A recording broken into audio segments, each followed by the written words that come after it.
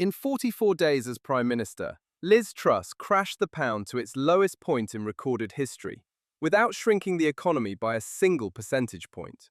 Her Chancellor announced £45 billion in unfunded tax cuts on September the 23rd, 2022. 3 days later, $1.03. The year before, $1.37.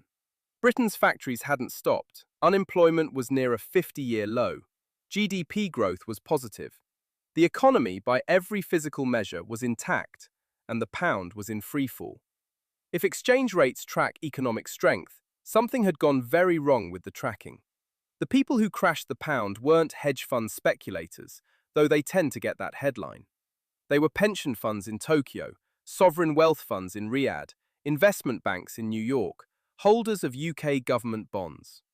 In 72 hours, they decided the British government had become too risky to lend to. That decision had nothing to do with trade deficits or purchasing power parity. It was a verdict, delivered without a vote, without a parliament, without a court. The bond market spoke, and the pound obeyed. So the real question isn't how exchange rates work. It's who's actually deciding them and why. You've been told it's about economic strength, supply and demand, exports and imports. That's part of the answer, not the biggest part. Open any economics textbook to the exchange rate chapter, and you'll find the same answer: supply and demand. Pounds are demanded by people who want British things, foreign buyers of UK exports, tourists, investors. Pounds are supplied by people selling them, Britons buying foreign goods, investors moving capital abroad. When demand rises, the pound strengthens. It's correct. It's also incomplete. Trade flows account for roughly 15% of daily currency movement. The rest is capital, money chasing the highest safe return, moving between countries at the speed of a key press, dwarfing the entire export sector. When the Bank of England raises interest rates, holding pounds pays more, so foreign investors buy pounds to put into UK bonds. Demand rises, pound strengthens. When rates fall, the logic reverses. This is called carry trade, and it moves hundreds of billions of dollars across borders every single day. Underneath that, inflation. A currency that inflates faster than its trading partners loses purchasing power, which erodes the real return on any bond denominated in it, which makes it less attractive to hold. Inflation is the slow corrosion. Interest rates are the immediate signal. These three, trade flows, interest rates, inflation, are real and measurable and taught in every economics department on Earth. But they don't explain why the pound collapsed in 72 hours while British inflation held steady overnight. There's a fourth force, bigger than all three, and it doesn't appear in the chapter. To buy a British government bond, you need British pounds. To buy a Brazilian bond, you need reais. To buy a Japanese bond, you need yen.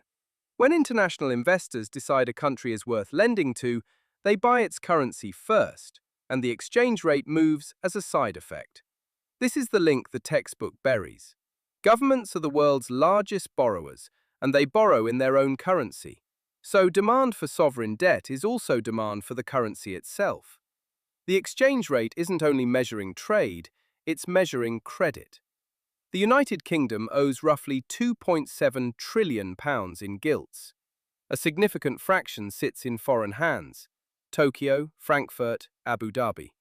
Every morning before London opens, those holders make a quiet decision: hold, sell, or buy more. That decision moves the pound more than any quarterly trade report. Who are they? Not elected, not accountable. You didn't vote for them, and you'll never meet them. They are the global bond market, a loose, unsentimental network of institutions performing one perpetual calculation. Will this government pay me back? Will it manage its budget? Will it inflate away real returns? Will it default and leave them holding depreciated paper? Those aren't questions about factory output. They're questions about whether a government keeps its promises, and they're answered continuously and automatically by the exchange rate. Why did a budget speech break the pound when weak quarterly trade data barely shifts it? Because the budget wasn't evidence of economic weakness. It was evidence of intent. £45 billion of unfunded tax cuts told the bond market something specific about how this government would behave. For a gilt holder in New York, the question becomes precise. If Britain runs out of room to service this debt, does it raise taxes, cut spending, or print pounds and inflate away real returns? The mini-budget didn't answer that question, it raised it. The answer came in gilt yields. Before the budget, the 10-year UK gilt yielded around 3.5%. Within days, 4.5%, approaching 5%. The bond market wasn't just asking the question, it was pricing in the doubt. Here's where it turns vicious. Pension funds holding long-dated gilts were sitting on steep, sudden losses, so they sold gilts to meet margin calls, which drove yields higher, which caused more losses, which forced more sales. A self-reinforcing loop. The Bank of England had to intervene to stop it. The pound fell not because Britain became poorer, the employment data that morning was fine, but because the bond market had downgraded the government's trustworthiness in a single afternoon. Output unchanged, verdict swift. That's not supply and demand, that's trust. Think of the global bond market as an election with no ballot boxes, no electoral roll, no fixed date, running continuously, every second of every trading day. The voters aren't citizens of the country being judged, they are its creditors. Japan's government pension investment fund manages $1.7 trillion. Norway's sovereign wealth fund holds bonds across 73 countries. When institutions at this scale shift their allocations, currencies move, not because anyone declared it, but because millions of simultaneous buy and sell decisions resolve into a single number on a screen. They're not ideological. They're performing the most mechanical calculation possible: risk versus return. If a country looks riskier, they demand a higher yield. If the government won't pay it, they sell. The currency falls, and the market has delivered its verdict without a single official statement. You've been living inside this election your whole life without knowing you were a candidate. Every time the pound strengthens against the euro, the bond market has rated UK credibility slightly above European credibility that morning. Every time it weakens, the opposite. No announcement, no ceremony. There's no committee that sets this rate, no panel of judges, no official communiqué.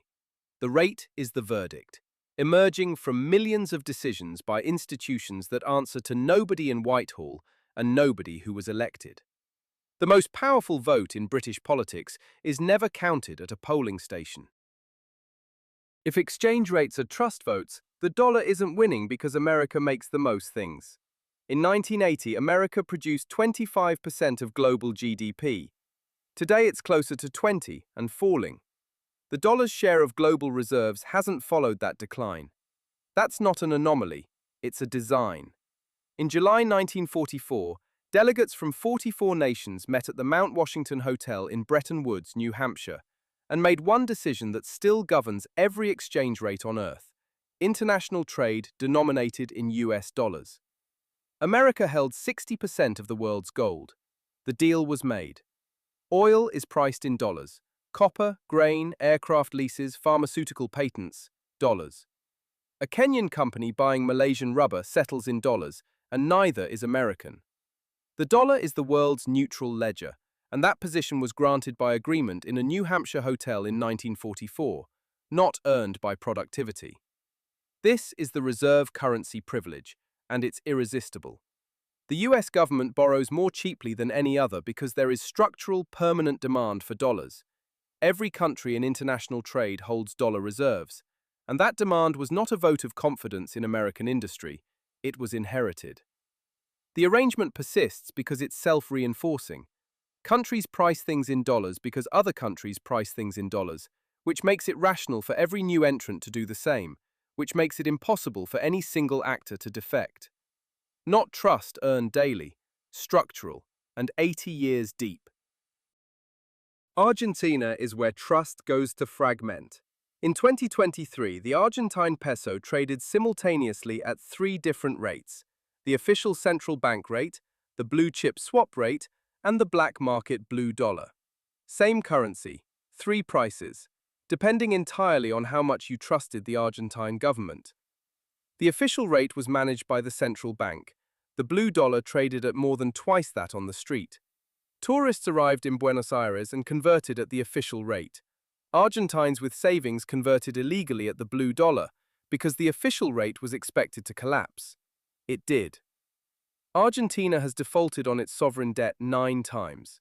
9. Each default broke a promise to creditors, and each broken promise updated the market's estimate of what future promises were worth. 3 simultaneous exchange rates are what a century of broken promises looks like, priced in real time.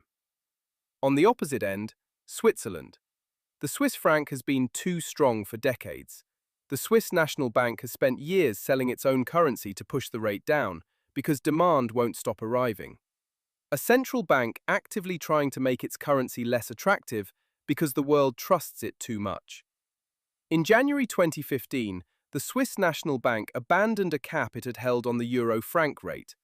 The franc surged 30% in 2 hours, not because Swiss output had jumped, but because when the floor was removed, years of accumulated trust poured in all at once. Trust isn't proportional to output. It compounds. Back to September 2022. Liz Truss didn't crash the British economy. She crashed the British government's credit rating in the eyes of the bond market, and the pound followed within hours. 44 days later, she resigned. The pound recovered almost entirely. The economy had barely moved throughout. The actual output, the actual employment, the actual production, barely changed through the whole episode. What changed was the trust signal. And the exchange rate is the trust signal. The textbook version told you it was about supply and demand. That's the mechanism. This is the cause. So what do you see differently now, when the pound ticks up or the peso ticks down on the evening news? Not a scorecard of productivity, not a measure of economic strength, a live, continuous verdict from a network of unelected lenders about whether your government is trusted to keep its promises. The dollar isn't strong because Americans are more productive than Germans. It's strong because 44 nations made an agreement in 1944 that priced the world in dollars, and 80 years of path dependency have made it almost impossible to shift. The peso isn't weak because Argentines work less. It's weak because their government broke its promise 9 times. Credibility is asymmetric. Truss had 44 days to erode a century of British fiscal reputation, and the recovery took considerably longer. Fast to lose, slow to rebuild. The bond market enforces that asymmetry every single trading day, without sentiment, without mercy, and without a vote. The number on the screen is the score.